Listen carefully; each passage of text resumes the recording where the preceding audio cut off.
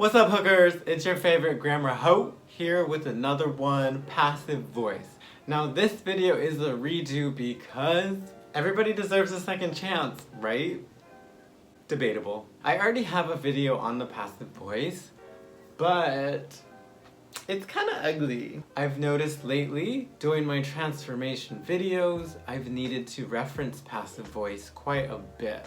I wanted to make this video so now I can feel better about myself when I tell people, go look at my passive voice video. So here we are. In this video, I'm going to explain the concept with some examples, and then in the future, I'll refer you to this video while we practice transformation.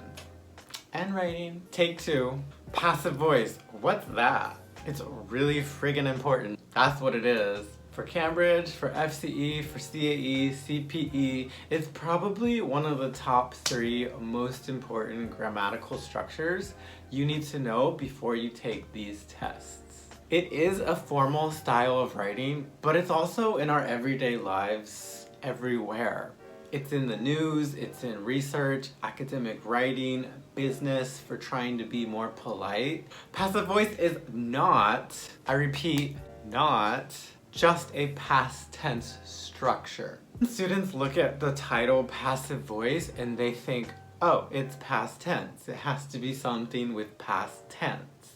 Passive and past do not mean the same thing. Please remember that. Passive voice is all about subjects, objects, and how we order words in a sentence. Let's look at an example. The girls eat granola bars. I really want to lose 3 pounds. I don't know what y'all eat. What is the subject of this sentence? Girls, plural, right? What's the object? Remember, an object is a noun that receives the action of the verb. So, granola bars, yummy.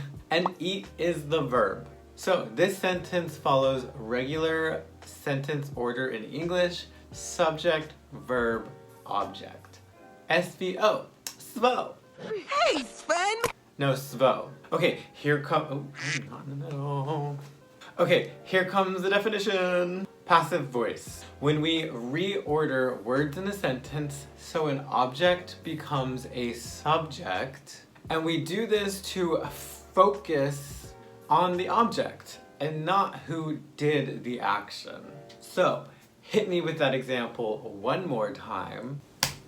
If we want to change this active sentence, SVO, to passive voice, then we put granola bars at the front. Then we have granola bars, I know you know the rest, go for it, are eaten by the girls. There, we went from active voice to passive voice, so we're focusing on the object, which is now the subject. And we have formulas for passive voice structures, which is great.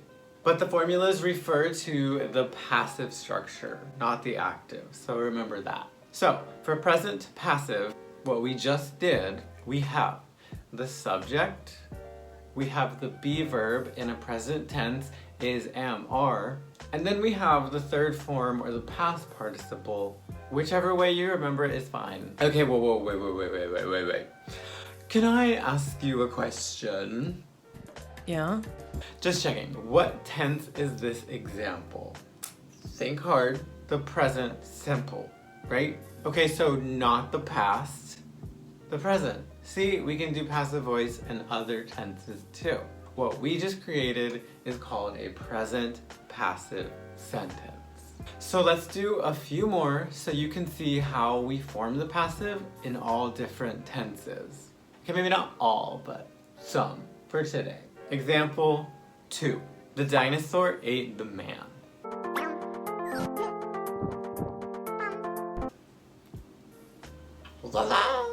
The man is the object, we put that to the front. The man was eaten by the dinosaur. And the formula, bring it on. Oh, it's already been rotten. We've got the subject, we've got be again, but this time it's in past, was or were, and then the past participle. So the formula is very similar to the present passive. Notice that between the present passive and the past passive, the only thing that changes is the helping verb in terms of the formula. So here's a tip.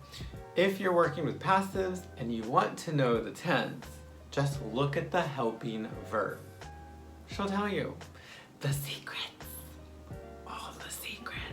The past participle stays the same. You don't have to worry about that. Okay, let's do a future. I will cook dinner. That's a good joke. Moving the object dinner to the front, we now have in our passive sentence, dinner will be cooked. Oh, or we could say dinner will be cooked by me. We don't always need the by phrase because again, we're focusing on the object, which is now the new subject. But we can put it in there if we want to. Anyway, so the formula, we have the subject, we have will. We had to add that extra helping verb because future. Be, because after any modal, like will, we have to use the base form. And then the past participle, which stays the same as the other formulas. Not too bad, right? Don't answer that. Okay, let's do present continuous. What? Katie is curling her hair.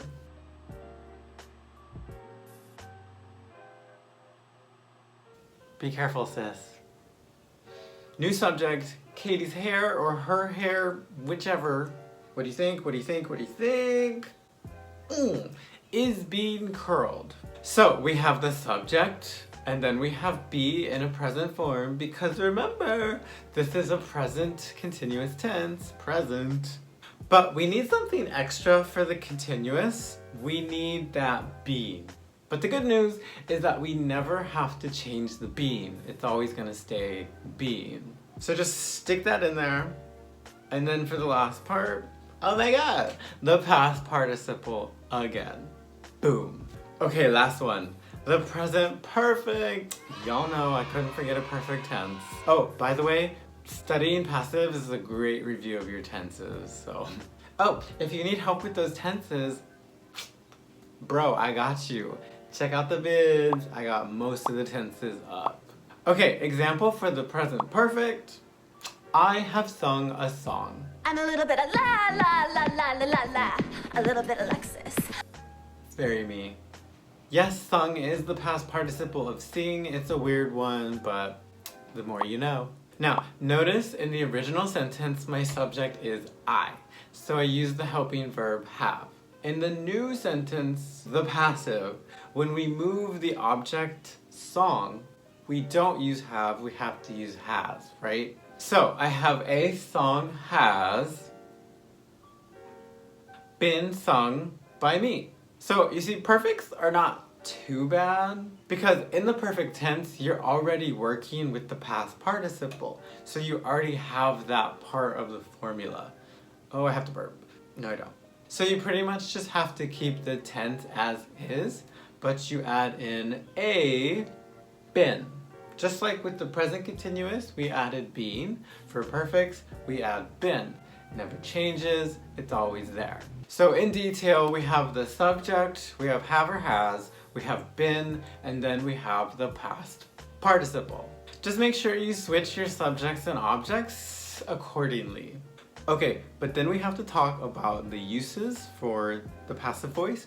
So why is this important? So number one, we use this in formal academic writing. For example, if you're writing a paper about the rainforest, maybe your first sentence starts like this. Rainforest ecosystems have been attacked by the human race for decades. I guess probably centuries, but whatever. It's just a formal style of writing. So this is something that these exams, especially the Cambridge, want to see in formal types of writing like a report or a formal essay.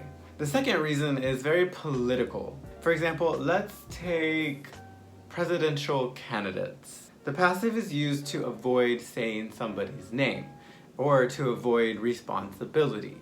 Let's take Hillary Clinton and Obama. Okay, now this isn't factual, but I'm just making these numbers up, but you get the idea. Maybe Hillary Clinton could have said something like, in 2008, taxes were raised by 70%. Were raised is the passive here. Now she didn't say anybody's name on purpose. Because what if she said, Obama raised taxes by 70% in 2008?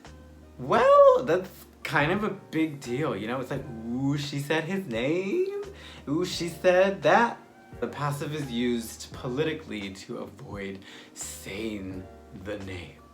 And then the third reason is also just being polite. So for example, let's take a work life example. Have you ever been in that situation where nobody's cleaning the kitchen at work?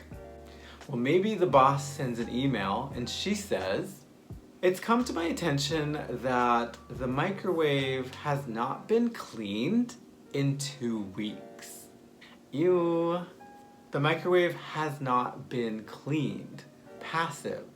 So she could say, y'all haven't cleaned the microwave in 2 weeks. Nobody's cleaned the microwave in 2 weeks. But these are much more direct ways to say that sentence. The passive allows the boss to avoid putting responsibility, or basically to avoid blame. This structure is very useful in many different areas of life. And then finally, the last thing I need to tell you guys about, especially you Cambridge students, are a couple of specific formulas used for the passive for the report specifically, or formal essays. So there's two and a half formulas here, but let me give you an example for the first one. It is thought that people living in the countryside are more likely to be happy than those living in the city. So here we've got a formula. It's it is plus the past participle plus that, and then a clause, or the rest of the sentence. And then the second one, an example for that could be, certain people are believed to be immune to the COVID-19 virus. This one is a little bit closer to our typical passive formulas. We have the subject, we have be, the past participle, and the infinitive. Or remember the infinitive? To plus the verb. Now the interesting thing about both of these is they're used with very specific verbs. So if you're gonna use these structures, use them with understand, think, consider, believe, or say. Especially for the advanced and proficiency, Cambridge expects to see these in your formal writing tasks. Also, they show up in the transformations quite often as well. If you see one of those key verbs in a transformation, that's a red flag. Think, ooh, I gotta use one of those formal passive structures. And I said there were like 2.5. If you take the second one with the infinitive, a lot of times we'll use a perfect infinitive too. So something like, the dinosaurs are believed to have gone extinct because of a meteor. To have is that like perfect infinitive, because perfect tenses use have or has. Let me think of another one. The criminals are believed to have escaped from the prison between the hours of 2 and 3 a.m. Yeah, that works too. The perfect infinitive.